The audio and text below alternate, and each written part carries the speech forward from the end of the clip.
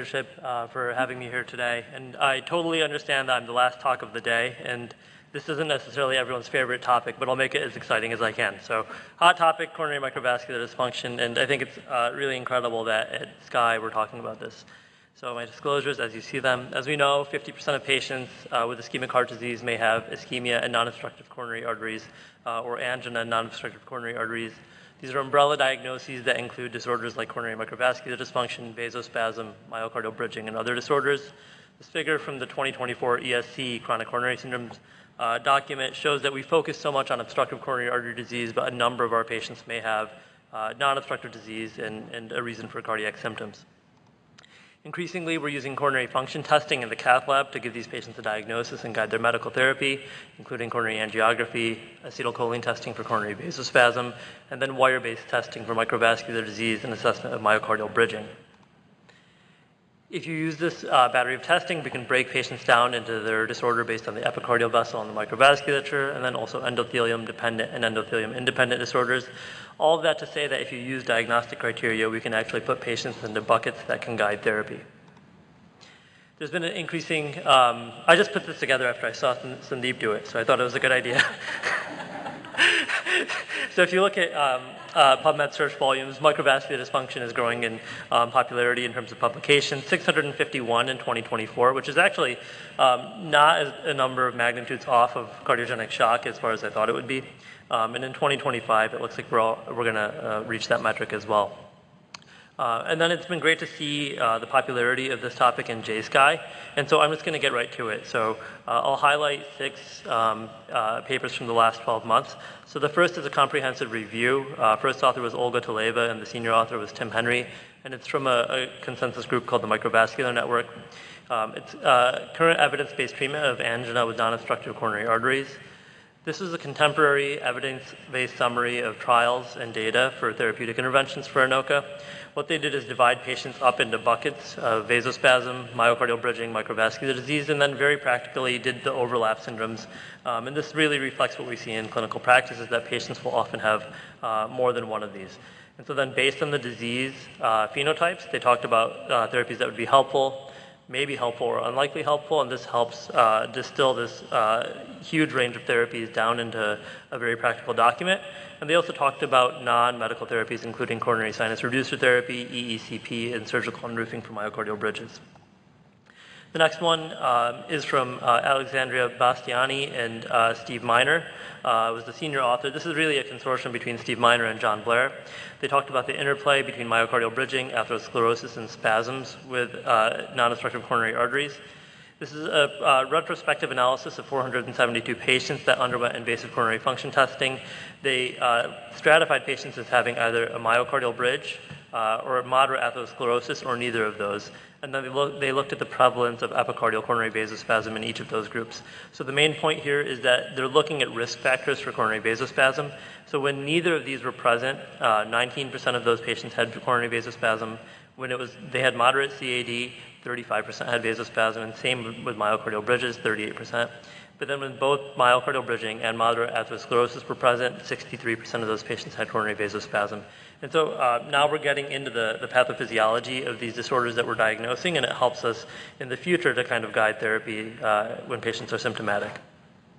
This is another one from John Blair, and I showed a very rudimentary description of coronary function testing. This was a Pearls in Hemodynamic article where they really described how we do this testing, and it was a case-based paper. So a 73-year-old man with multiple prior PCIs and CABG who was found to have coronary vasospasm and normal microvascular function.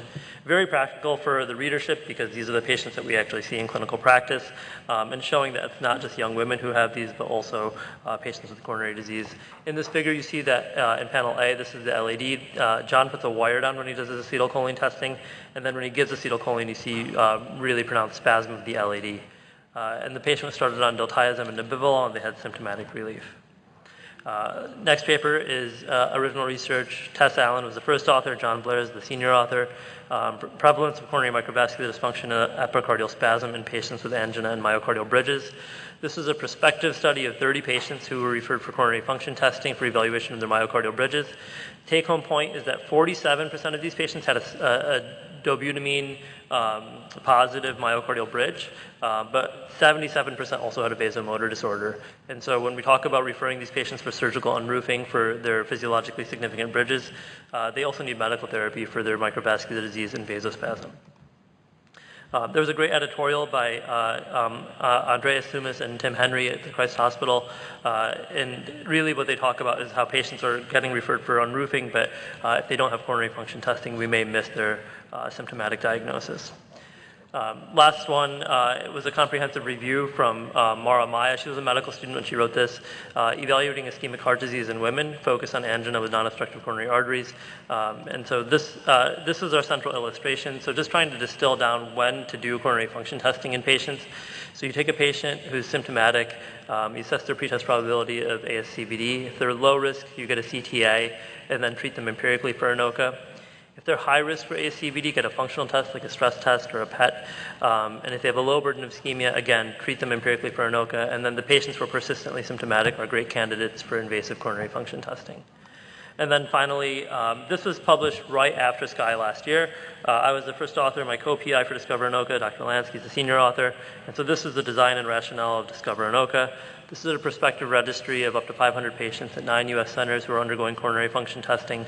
All patients undergo a standardized protocol of angiography, acetylcholine testing, bolus thermodilution, and intravascular imaging. To establish the true hazard of ANOCA, we do symptom assessments at baseline and then serially for 5 years, and we also look at major adverse cardiovascular events for up to 5 years. We've enrolled 315 patients, and hopefully we'll complete by next year, and look forward to sharing more from Discover ANOCA and JSCAI in the coming months and years. So, thank you very much. All right, Samit, that was outstanding. Thank you very much. I love the graft, following in Sandeep's footsteps there. That was great. I want to give the last word to Cindy and to Dean, who have been on the panel, and to close out the session. Before you do that, I just want to thank all the panelists, all my partners in crime in this whole adventure. It's been absolutely wonderful. I love it every day that we do this. It's super fun. And I hope all of you are really energized to, submit your stuff, help us, get the references out there so that we can get a high impact. But anyway, Cindy. Yeah, I wanted to just compliment everybody on these incredible papers that I know it's a really nice format, very short and to the point. And I want to comment on JSCAI. That actually, the decision was made when I was the president during COVID. And everybody was really worried what's going to happen if we branch off in our new journal. And it was just incredible. I mean, you see how the number of submissions, the number of publications, the number of special issues have skyrocketed. And it's all due to that lady and all of her team. And of course, the entire editorial board, but, ancillary help as well. But I wanted to thank you for taking on this job and doing such a phenomenal job at that. Thank you. Dean, any final words? Fantastic. I think the presentations this evening reflect the diversity and inclusion of JSCAI, and I'm just going to put it out there. I think everyone in the cath lab family, interventional family, from young to old, is covered with JSCAI. And it's remarkable, really, the diversity of interest and expertise that, Alexandra, you've brought to the table here.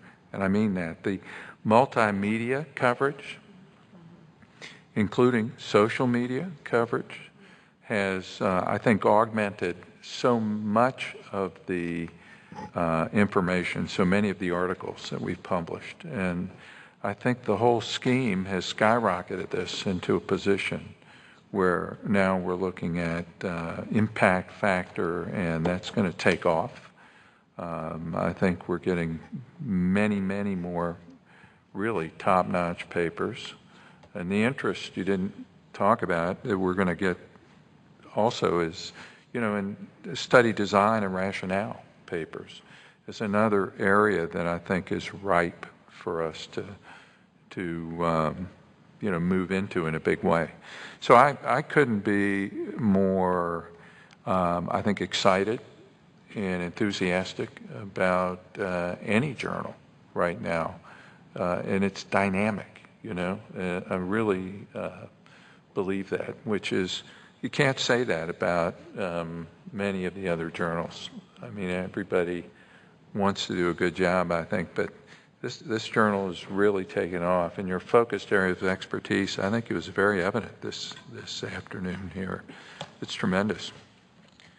All right. Well, on that note, thank you to all the panelists, the speakers, and everybody who submits, all our reviewers. You know, this is our journal. So thank you so much.